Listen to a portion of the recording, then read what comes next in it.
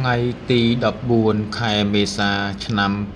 2025សមាគមផែនសន្តិភាពភេរីមានជ័យ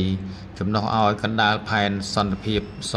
4នៃសមាគមរួមគ្នាដើម្បីអភិវឌ្ឍកម្ពុជា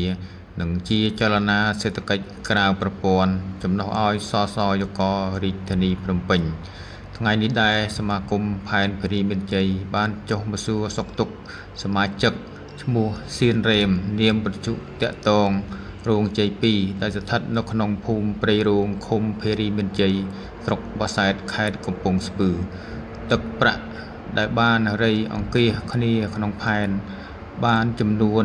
1,97,000,000 រៀលដូច្នេះហើយបងប្អូននៅក្នុងសមាគមទាំងមូលក៏សូមប្រសិទ្ធពរជ័យទៅដល់បងប្រុសសៀនរ៉េមឲ្យឆាប់ជាសះស្បើយពីជំងឺដង្កាត់ទាំងឡាយទាំងពួងហើយក៏សូមអរគុណដល់ថ្នាក់ដឹកនាំគ្រប់ជាន់ថ្នាក់ក្នុងផែនសន្តិភាពភេរីមានជ័យទាំងមូលឲ្យលោកជួបប្រទះតែសេចក្តីសុខសេចក្តីចម្រើនគ្រប់ពេលវេលានិងបន្តដំណើរទៅមុខទៀតដើម្បី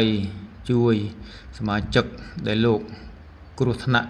ចរាចរណ៍ឬក៏ជំងឺធ្ងន់ធ្ងរយ៉ាងណាមិញក៏សូម